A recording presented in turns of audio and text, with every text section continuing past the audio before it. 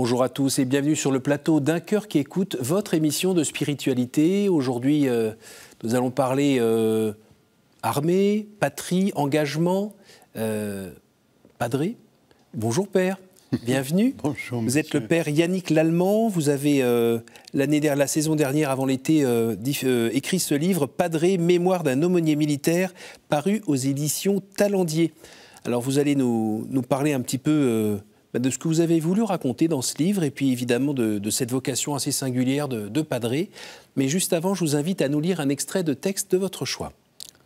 Je vais prendre un texte que j'aime beaucoup parce que j'ai fait une dizaine d'années au Tchad. J'ai servi dans le désert pendant ces 10 années et je me sentais très proche du père de Foucault, bien sûr. Quand je suis parti au Tchad, j'avais toujours cette petite phrase du père de Foucault, sache que ce soir, il pourrait t'arriver de mourir martyr. Parce que mon choix de partir au Tchad, ça ne dépendait pas de moi, mais de l'Esprit Saint qui me demandait de tout quitter pour partir évangéliser, continuer l'Église qui grandissait énormément au Tchad. Donc, je suis parti là-bas, après avoir donc laissé mon ministère d'aumônier auprès des soldats. Voilà, et là-bas, ceux qui travaillaient un peu avec moi m'appelaient le curé du désert. C'est pour ça que je reste très fidèle au père de Foucault. Et puis, c'est pour moi un exemple qui m'a peut-être poussé à répondre oui à cet appel du ciel, du bon Dieu, pour aller auprès de ces Tchadiens qui étaient les premiers chrétiens, puisque l'Église du Tchad, à cette époque, n'avait que 50 ans d'existence. Voilà. Je vais donc, si vous voulez, prendre cette prière que je lis, bien sûr, tous les jours avant de m'endormir. Mon Père, je m'abandonne à vous. Faites de moi ce qu'il vous plaira. Quoi que vous fassiez de moi, je vous remercie. Je suis prêt à tout, j'accepte tout. Pourvu que votre volonté se fasse en moi, en toutes vos créatures. Je ne désire rien d'autre, mon Dieu. Je remets mon âme entre vos mains, je vous la donne, mon Dieu, avec tout l'amour de mon cœur, parce que je vous aime et que c'est un besoin d'amour de me donner, de me remettre entre vos mains sans mesure, avec une infinie confiance, car vous êtes mon Père, ainsi soit-il. Voilà cette petite image près de ma table de nuit. Merci Père. Bon, ça ne m'étonne pas trop de vous d'attaquer avec ce choix de texte. Alors, est-ce que vous pourriez un petit peu quand même nous situer d'où vous venez, qui vous êtes? Vous êtes né où? Je suis nivernais du côté maternel, puisque mon grand-père était avocat, et je dis qu'il était avocat en particulier des religieuses de Sainte Bernadette, du couvent Saint-Gildard à Nevers. Et je suis toujours très heureux chaque année avec les anciens légionnaires maintenant de participer au pèlerinage militaire international cette année à la mi-mai où nous retrouvons cette présence de Bernadette qui 18 fois a eu cet honneur de parler à la Vierge Marie et d'entendre cette petite phrase en béarnais, je pense. Que soy era Immaculada Conception. Voilà, cette fête de l'Immaculée Conception. Notre-Dame, c'est quand même une figure de notre religion qui est apparue tant et tant et tant de fois à des petits Français, des petites Françaises. Notre pays, c'est un pays qui est choyé par la Vierge Marie, qui régulièrement, elle apparaît pour nous encourager à devenir meilleurs, à suivre le chemin de lumière que nous montre son Fils, Jésus. Et on en est tellement loin de le suivre en ce moment. Heureusement, il y a des bonnes nouvelles. Toute cette jeunesse qui était présente aux cendres, il y a déjà quelques mois, hein. Mais ces cendres ont été une révélation que la jeunesse, elle avait besoin d'autre chose que les écrans, que tout ce qu'on essaie de leur donner comme nourriture trop matérielle. Ils ont besoin d'autre chose et ils retrouvent maintenant le chemin de l'Église. Et nous savons qu'au moment de Pâques, ils seront très, très nombreux. Et au pèlerinage militaire international, chaque année, nous baptisons plus de 50 catéchumènes. Chaque année, 50 catéchumènes en plus de l'année passée. C'est pour dire que l'Esprit Saint travaille et que nous devons avoir confiance, nous devons avoir le sourire, comme c'était le sourire de la Vierge Marie à la petite Bernadette. Alors vous avez grandi toujours avec cette, on va dire, spiritualité mariale dans la famille ? Si vous venez dans notre maison, dans notre petite chapelle, vous verriez un peu partout le portrait de Bernadette, parce que nous avons fait nos premières communions grâce à l'enseignement que nous avons reçu des sœurs de Sainte Bernadette. Pour nous, c'est quand même quelqu'un qui nous a protégés. Et lors du bombardement de Nevers en 1944, mon père était en captivité, mais ma mère était seule avec 5 petits gamins. Et quand il y avait une alerte, nous descendions dans un fossé que ma mère avait fait creuser avec une tôle ondulée par-dessus pour nous protéger des bombardements. Et à chaque fois que nous descendions à toute vitesse l'escalier pour rejoindre notre coin, eh bien, nous descendions avec Notre-Dame de Lourdes, avec la statue de la Vierge qui nous a protégés, puisque de même que le couvent Saint-Gildard a été protégé, nous aussi nous avons été protégés, parce que tout autour, c'était la ruine. Votre père était militaire. Il s'est retrouvé dans des régions d'Algérie avec des responsabilités assez importantes. On sait que l'Algérie a vécu une indépendance qui n'a pas été forcément bien vécue dans toutes les familles, notamment les familles de militaires sur place. Tout ça, ça a un peu bousculé aussi la vie de votre famille et peut-être un petit bout de votre enfance quand même. Vous vous retrouvez dans cette famille à avoir une sorte de double appel, plutôt vers l'armée et plutôt vers la prêtrise ? Non, vers la prêtrise, c'est sûr. Mais comment choisir entre un moine contemplatif, entre un missionnaire, partir à l'autre bout du monde, la paroisse, ou peut-être militaire. Ce n'était pas la vocation première. Mais mon frère aîné, jeune officier parachutiste, a été tué en Algérie, et ça a bousculé toute notre famille. Et être moine à cette époque, dans les années 60, j'étais ordonné prêtre fin 63. Oui. Donc, le fait de partir au loin comme missionnaire ou devenir moine, c'était peut-être, à mes yeux, mettre beaucoup de tristesse pour mes parents, qui avaient perdu donc un fils au service de la France en Algérie. Puis vous aviez quand même un petit peu la bougeotte. Vous étiez très, très sportif. Oui, et vous aviez besoin d'action aussi. Aussi. D'ailleurs, quand vous racontez les premières années où vous étiez, j'imagine, vicaire ou bien... Tout à fait. Voilà. C'était une expérience où vous aviez un peu besoin de mouvement et de bouger à ce moment-là. Hein. Oui, c'est pour ça que je faisais partie de l'équipe du foot du village de Beaumont-Saint-Cyr.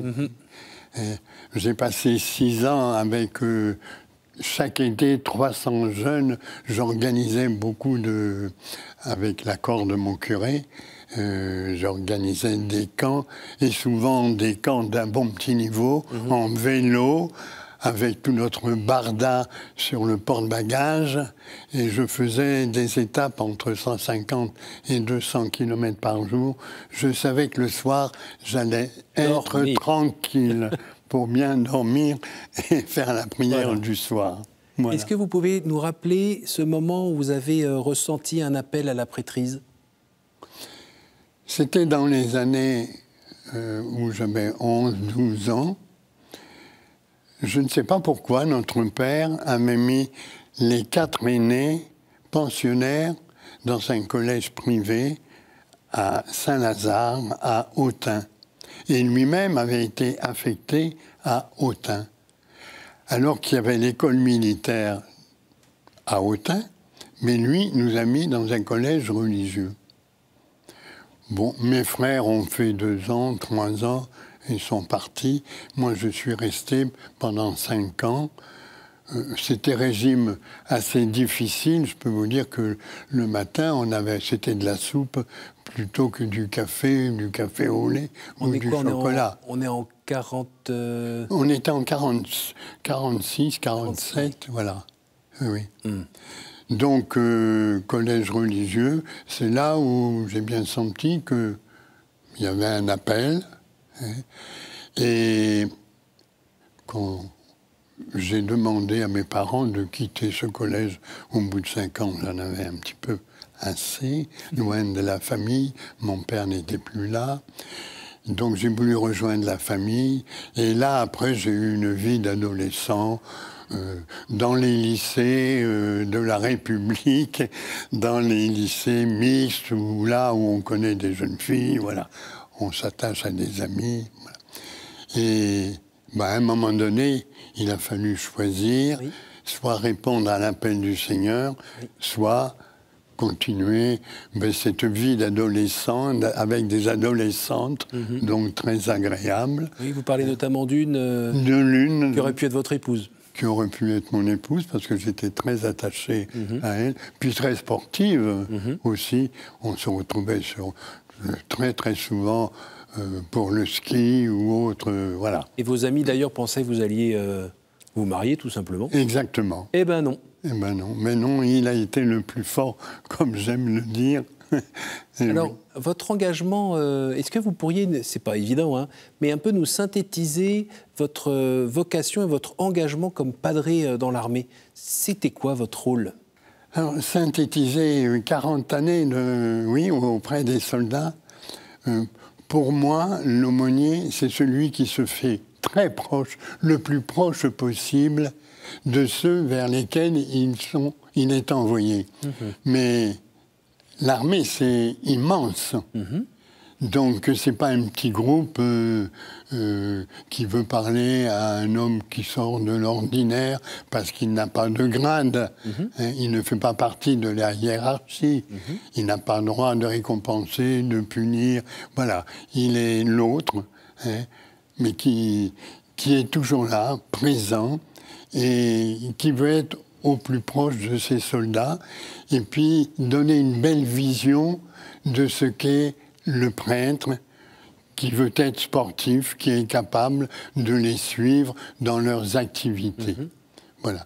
Donc vous disiez présent mais pas pesant. Tout à fait. Ça veut dire quoi? Ça veut dire que j'étais présent partout dans les activités. Donc saut en parachute, ski... oui, tout ça, voilà. Haut, la plongée aussi pendant qu'on y est? Plongée? Oui.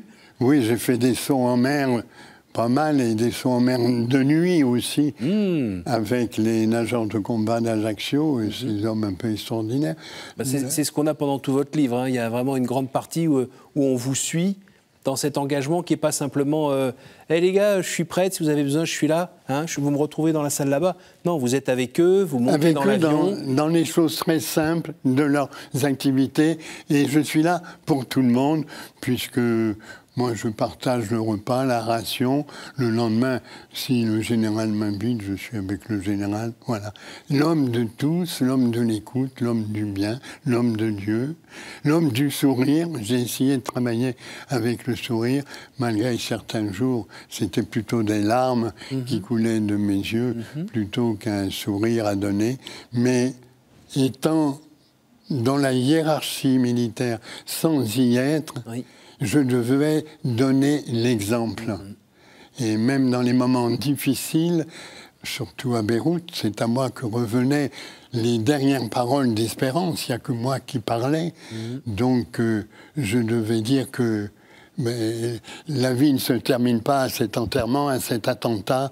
La vie continue et on doit continuer de se donner, d'accomplir la mission et en particulier d'être auprès de ceux qui nous sont confiés, les cadres avec leurs soldats, leur donner, comme ils disent, la pêche, hein, les aider à aller toujours de l'avant. Et l'aumônier, eh bien, il fait partie de ceux qui encouragent ces jeunes à aller toujours de l'avant, mais à un moment donné, j'essaie toujours d'aller un peu plus à droite pour annoncer Jésus-Christ, qui est le but de ma mission. Alors peut-être que qui est aussi la source. Qui est la source. Parce qu'il faut être disponible aussi face à la mort, à ces gens qui se trouvent à 3000 km de leur femme qui est en train d'accoucher, toutes ces choses-là, la vie, quoi. La vie, mais la vie dans son côté un peu tranchant, saignant.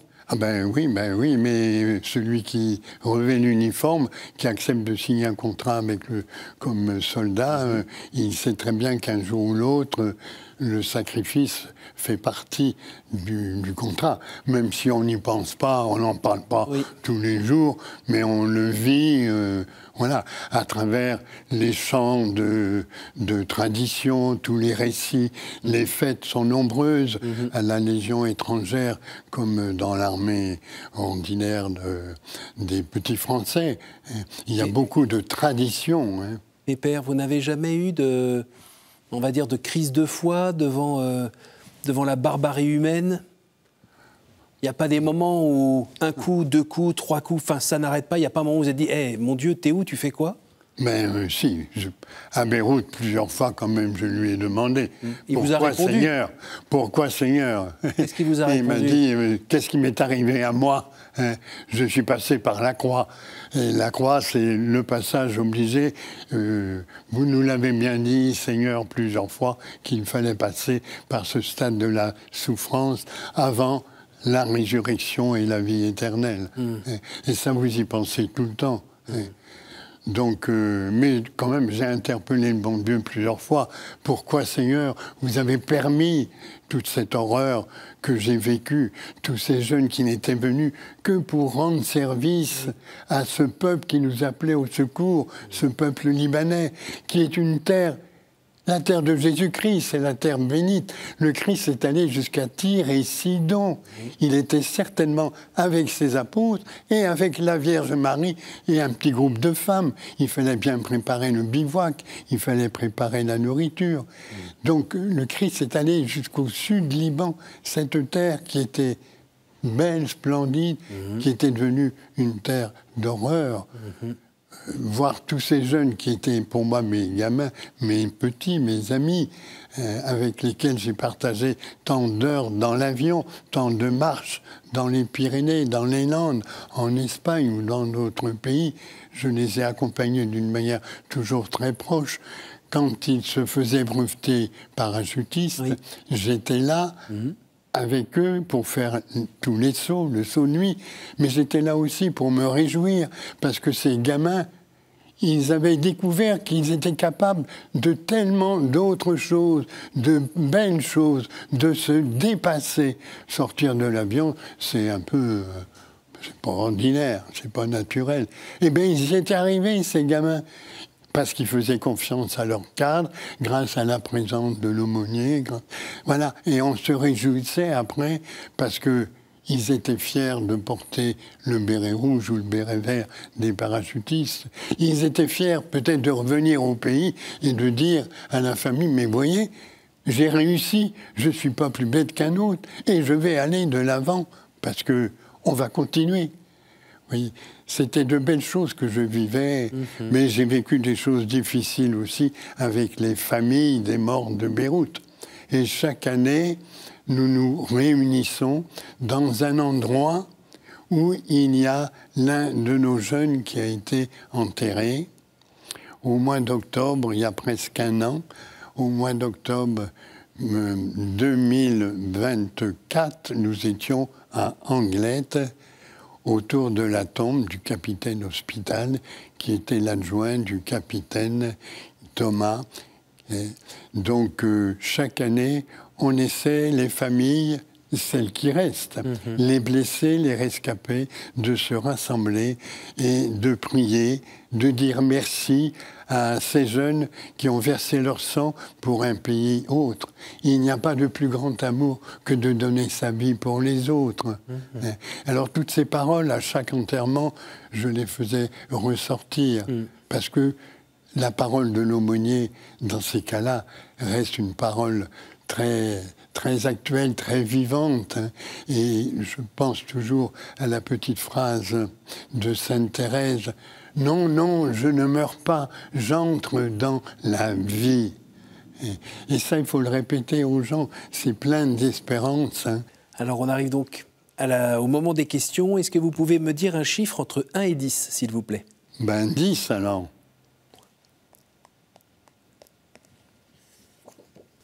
Quelle phrase ou moment de l'Évangile vous donne de l'espérance?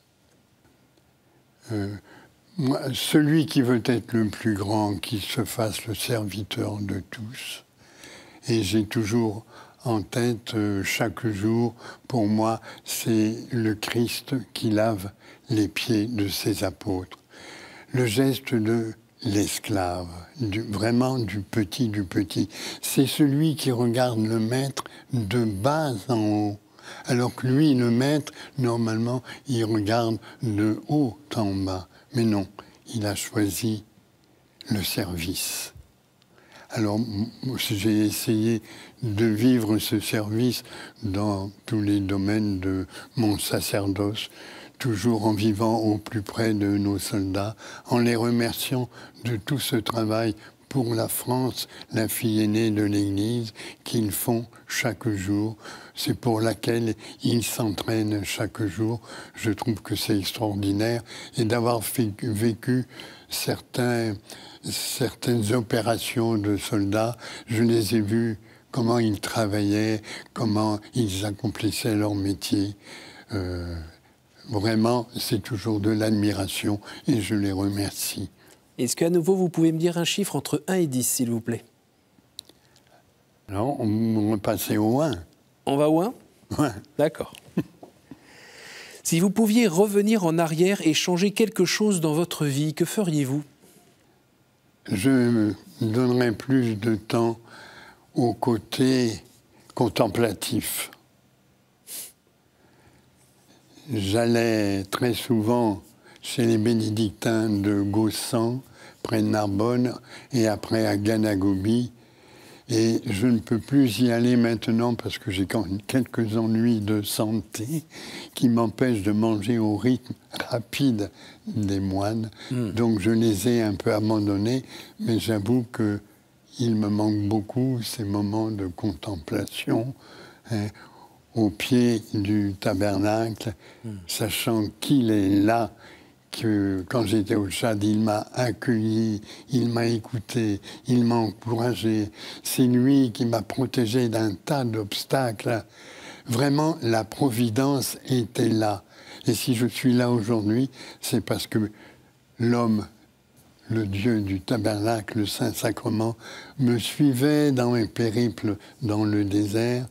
Et j'ai vécu des choses extraordinaires, que c'était bien lui qui me protégeait pour que j'accomplisse vraiment. La moisson est abondante, mais les ouvriers peu nombreux. J'espère avoir fait partie de ces humbles ouvriers. Merci beaucoup, Père. Merci beaucoup d'être venu jusqu'à nous. Je rappelle le titre de votre livre, « Padré, mémoire d'un aumônier militaire » aux éditions Talendier. Merci beaucoup, merci à vous tous pour votre fidélité. Retrouvez cette émission sur notre site www.ktotv.com. Partagez-la autour de vous. Bonjour à ceux qui nous écoutent en podcast et à la semaine prochaine.